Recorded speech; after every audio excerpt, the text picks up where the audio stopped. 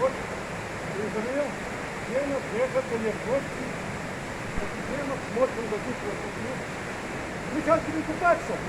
Полотенце возьму. Ну, ребята, они не будут, а я буду купаться. Они холодно боятся, не жалят. Спасибо, что ответил, за гостеприимство. Давай. Принял, очень хорошо.